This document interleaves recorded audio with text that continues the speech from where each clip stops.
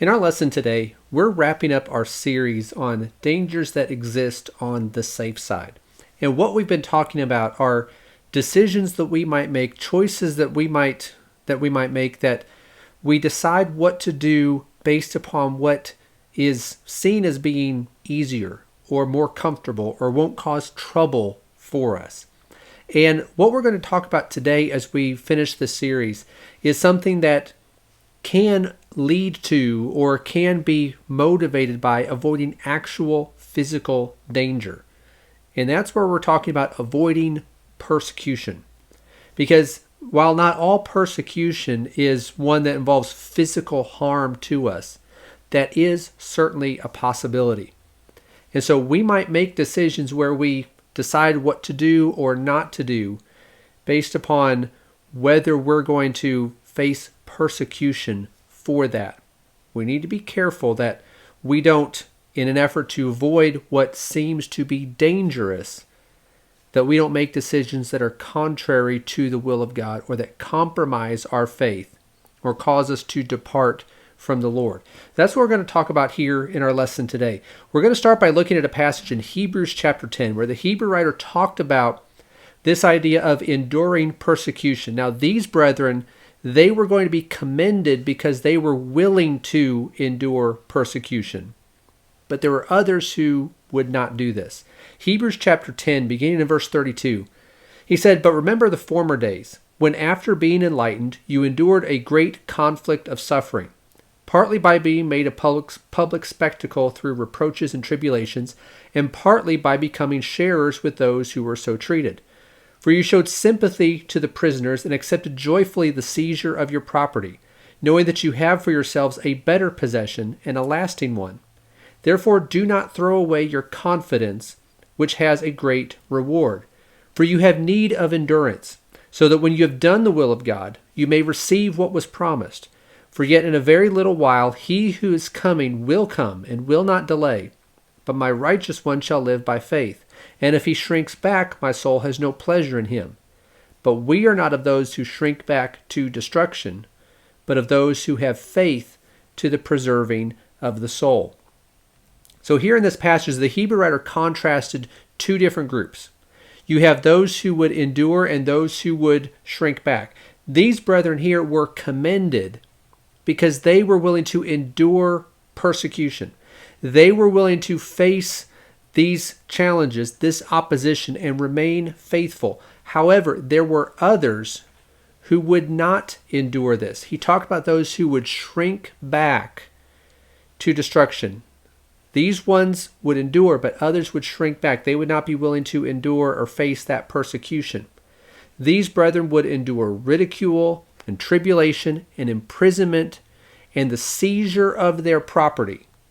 So there was violence being done to them. There was mocking. They were socially outcast. They were losing their property. They were facing real persecution for their faith. And later in this letter, they were encouraged to be willing to suffer to the point that even Jesus suffered. Over in chapter 12 of Hebrews and verse 4, he says, "You have not yet resisted to the point of shedding blood in your striving against sin." That may be coming. He hadn't gotten to that point yet. In chapter 13 and verse 13, he said, "So let us go out to him," to Christ, "outside the camp, bearing his reproach." Be willing to suffer as Jesus did. As he suffered outside the gate, he was willing to go to the cross for us. We have to be willing to endure that same sort of persecution and opposition. Those who would not be willing to do this, they would not be pleasing to God. Those who shrink back, he said, "My soul has no pleasure in them." So why then would this be seen, avoiding persecution? Why would this be seen as the safe choice? Because this was about physical safety. There was danger against them, physical harm that might be done to them, that this was going to affect their lives and their livelihood. So they would want to avoid harm. They would want to protect themselves and their family. And so they would make the decision, or some would make the decision, that, well, it's better just to not stand up for our faith. It's better to compromise because we want to be safe. Err on the side of caution by doing something or making decisions based upon what's going to allow us to just blend in and not stand out as a Christian and be targeted as a Christian and face this persecution.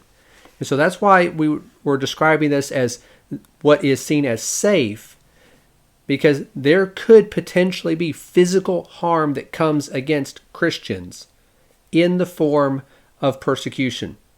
Why is it tempting to avoid persecution like this? Well, it's tempting because there is a natural desire in us for self-preservation. Now, this in and of itself is not a bad thing.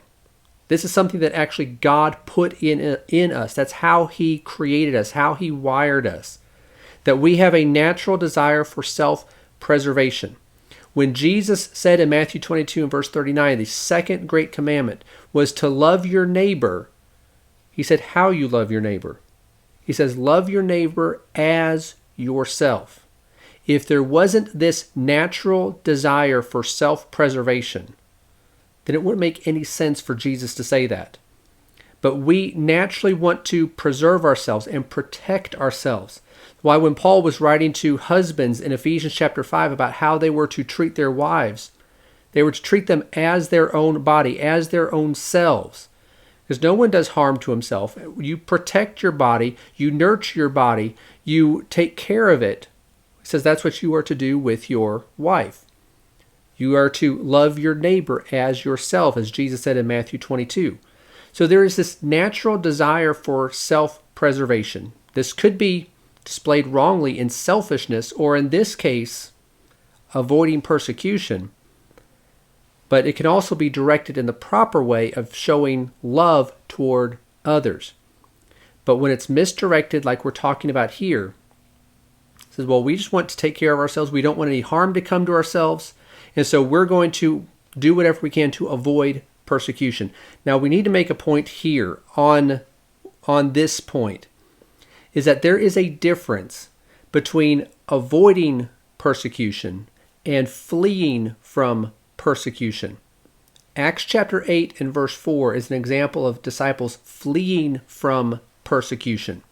Because after Stephen was stoned and then Saul began persecuting the church, the disciples in Jerusalem were scattered. But when they were scattered, it says they went everywhere preaching the word. If they were simply avoiding persecution, they could have simply hide out in their homes, not associate with other Christians, not assemble for worship, not let anyone know that they believe in Christ. They could avoid persecution. That's not what these brethren were doing, though. Instead, they were facing opposition, so what they did, they went elsewhere where they could serve God more openly without the opposition, and the gospel spread that way. So persecution tried to stop the gospel in Jerusalem, and in large part it did. But these brethren, they weren't avoiding persecution, they were fleeing from persecution. Avoiding involves compromising or backing down. That's how we're using that term here in this lesson.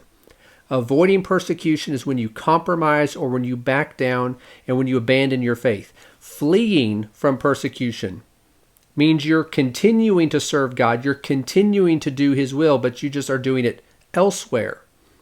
That's what happened in Acts chapter 8. So that's what we're talking about here. Not moving on, but instead compromising and backing down. Why is it tempting to avoid persecution? We might be afraid to lose what we have gained in this life. We think about our livelihood and maybe the homes that we have. In Hebrews chapter 10, as we read, some of the brethren were having to endure the seizure of their property. We have been abundantly blessed by God in this country. We might look to others who have more than us, and we can always find people who have more than we do. But generally speaking, we have been abundantly blessed in this life and have more than most in the world could ever dream of having. Ecclesiastes chapter 5 and verse 12 talks about the strain or the anxiety that is produced from this type of prosperity. Where it talks about the sleep of the working man is pleasant, but the full stomach of the rich man does not allow him to sleep. That means that his abundance, his prosperity, does not allow him to sleep because there's something to worry about. He has more that he's responsible for. He has more to lose. That's the condition that a lot of us are in this country, in a prosperous country that we live in here. And so we might be tempted to, well, we don't want to lose our livelihood. We don't want to lose our home. And so we are concerned about those things. We don't want to lose that, and so we are we're tempted to compromise and back down in the face of persecution. It can be tempting because we can convince ourselves that, well, we'll take a stand later. We'll show courage. We'll be bold, not now, but later. That's the same mindset as the rich landowner in Jesus' parable in Luke chapter 12. While that wasn't talking about persecution, it was talking about the priorities that he was making. Whether he was going to prioritize spiritual things over the things of this life. His soul over what he had here. And what he did is says, well, I'm just going to tear down my barns and build larger ones. I'm going to take care of the things that are pertaining to this life here. And I will say to my soul, soul, you have many goods laid up for many years to come. Take your ease, eat, drink, and be merry. Of course, the Lord told him he was a fool because that night his soul was required of him. But he was of the thinking that, well, I can do that later. I can worry about spiritual things later. I'm going to focus on what I have in front of me of this life right now. Well, we might be tempted to do that when persecution hits. We want to preserve what we have, take care of what we have right now. And I'll take care of my soul later.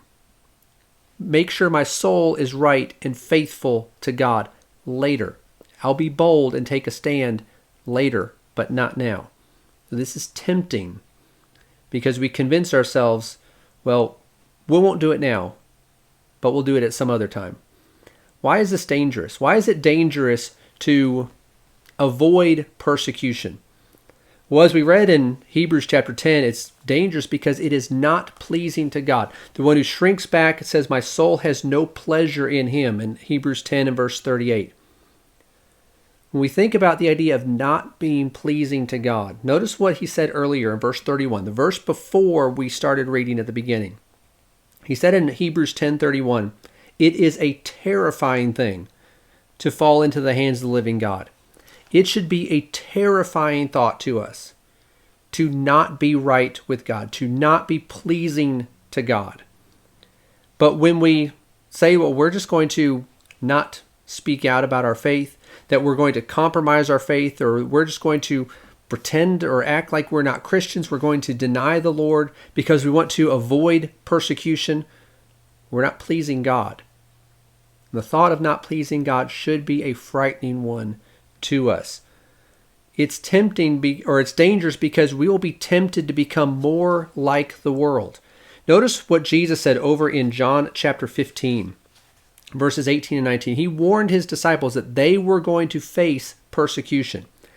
And he said in verse 18 of John 15, if the world hates you, you know that it has hated me before it hated you. If you were of the world would love its own, but because you are not of the world, but I chose you out of the world, because of this, the world hates you. If you were of the world, if you would just conform to the world, if you would just be like everyone else, the world would love its own. You wouldn't have to face persecution.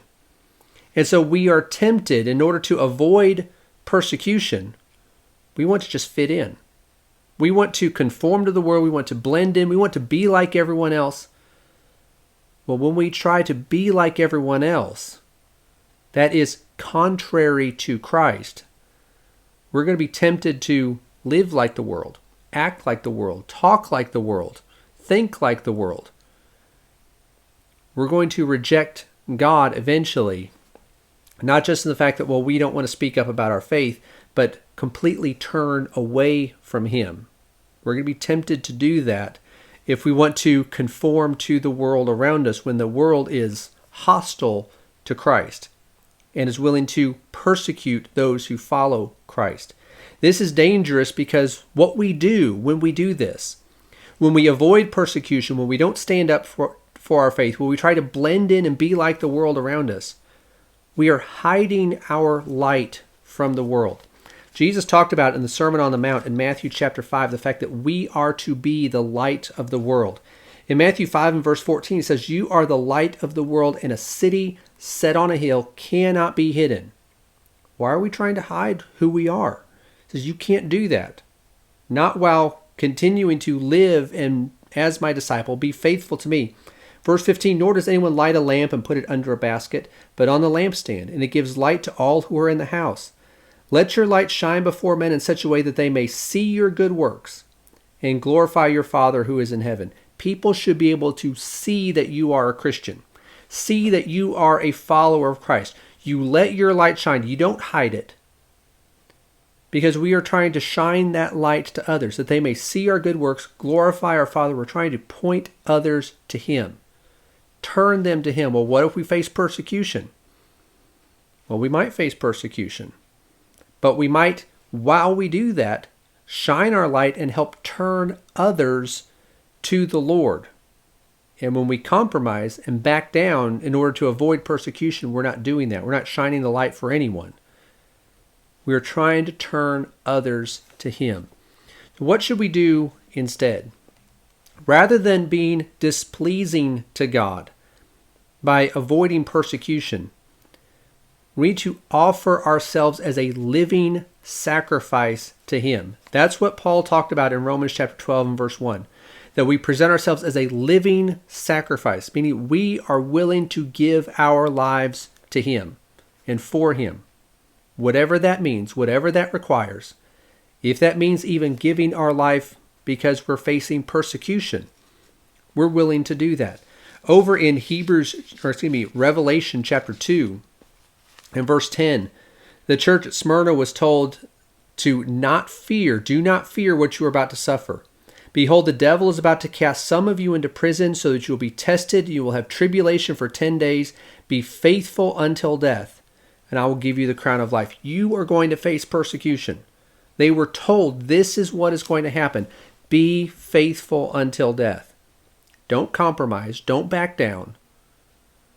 Be faithful until death, and I will give you the crown of life. Offer ourselves as a living sacrifice. Even if that means giving our life for Him. Rather than becoming like the world, we've been called to be more like Christ. Over in 1 Peter chapter 2 and verse 21, Peter said, "For you have been called for this purpose, since Christ also suffered for you, leaving you an example for you to follow in His steps." We are to be like Him in the fact that He was sinless, which he would talk about in the next verse. But in this verse here, it says, He was willing to suffer. You need to be willing to suffer as well. He left you an example of suffering. In chapter 4 and verse 1 of 1 Peter, he says, "Therefore, since Christ has suffered in the flesh, arm yourself also with the same purpose, because he who has suffered in the flesh has ceased from sin." We are called to be like Christ. Suffer as He suffered. Arm yourself with the same purpose. Then in verse 13 of that chapter, he says, "To the degree that you share the sufferings of Christ, keep on rejoicing, so that also at the revelation of His glory, you may rejoice with exultation." Share His sufferings. He left an example. We are to follow in His footsteps. He was willing to suffer. We need to share in His sufferings. Be willing to do that so that we can receive that reward when He returns. And rather than hiding our light, we need to continue to be an example for good even when it becomes difficult to do that. Even when we face persecution. Over in 1 Peter again, 1 Peter chapter 2 and verse 12, Peter said, "Keep your behavior excellent among the Gentiles, so that in the thing in which they slander you as evildoers, they may, because of your good deeds, as they observe them, glorify God in the day of visitation. He's talking about how they were going to face persecution. Now, it may not have been physical persecution where they were going to face physical harm or imprisonment or some injury to them or abuse or even death. But he says there that you are being slandered as evildoers. So that is another type of persecution. But you're going to be slandered as evildoers. Well, you are to show an example where they see your good deeds and would come around to the point where they would glorify God, where they would recognize what is right and what is true and why you're serving the Lord, why you're being faithful even though you're being targeted for it. Be an example for good. We think about the example of Daniel back in the Old Testament, Daniel chapter 6. He was one who faced persecution. There was a threat against him. And he could have very easily made the decision, well, I don't want to face any of that. I don't want to be punished. I don't want to face any trouble. And so I'm just going to compromise. The instance there in Daniel chapter 6 was that the enemies of Daniel, some of the officials, they convinced the king to sign a decree or sign an order that for 30 days no one can make any petition to any god or man besides the king. And the king, not really thinking about it apparently and not realizing what this was doing, signed the order. And it says there in the text that Daniel knew the order was signed. Well, he's not ignorant of it. He knew the order was signed. So what did he do? He didn't just say that, well, I guess for 30 days I can't pray to God. No, he didn't do that. He didn't say, well, for 30 days, I guess if I'm going to pray to God, I need to do it quietly or do it privately where no one knows that I'm doing it. That's not what he did either. Instead, he did what he always did. He was in his room, he had his doors open, facing Jerusalem, and for 3 times a day, he prayed as he always had. He did it out in the open. Are we willing to do that?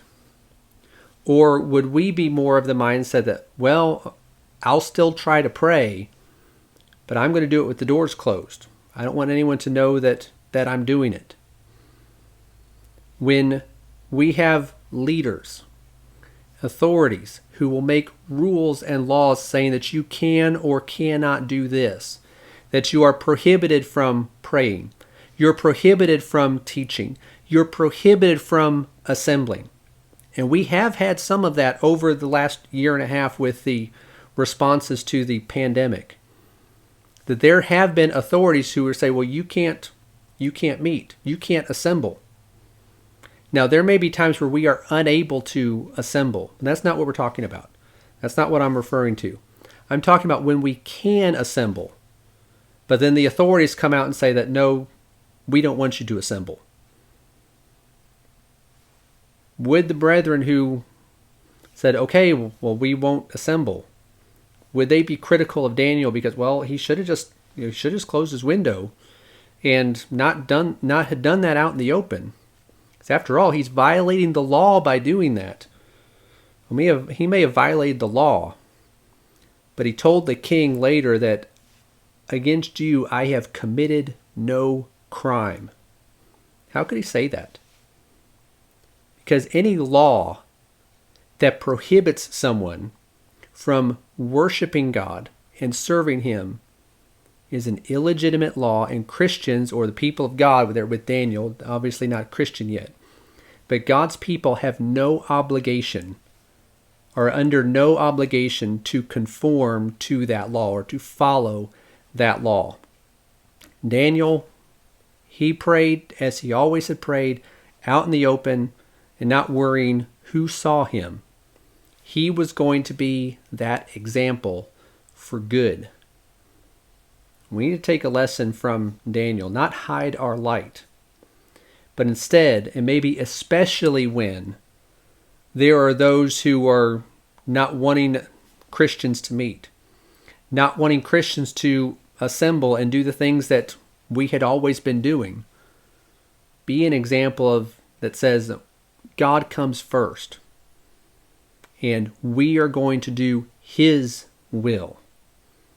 Even if it means, in Daniel's case, being thrown into the lion's den, we're going to do what God wants us to do, what is pleasing to Him. So as we think about all of these things we've talked about, and persecution, the goal of persecution is always to get Christians to either deny or be silent about their faith. And unfortunately, this works a lot of times. And sometimes it's not even physical violence that is threatened against us. Sometimes it's a lot less than that. It could just be ridicule or being a social outcast, and that's enough to get us to deny or be silent about our faith. That's the goal of persecution. But whether we face severe persecution or not, or just more mild forms, real forms, but more milder forms of persecution, let's be faithful, no matter what the consequences are, no matter what we have to face.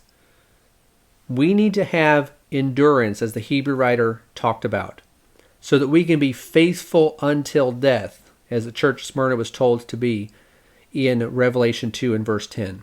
We're going to face persecution in some form or another. When we do, let's not make decisions based upon what is safer for us in this life. Instead, let's make decisions based upon what is pleasing to God. What would God want us to do? What brings honor to Him? And what will let our light shine to others? Be faithful to God. Be willing to be the light of the world, light to the world, showing the light of Christ, no matter what consequences might come because of that.